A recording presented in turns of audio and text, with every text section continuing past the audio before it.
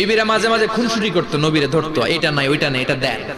একবার সব বিবিরা টাইট করে ধরছে, ও নবী, আয়েশার ঘরে যেদিন থাকেন সাহাবারা বেশি হাদিয়া পাঠায় কেন?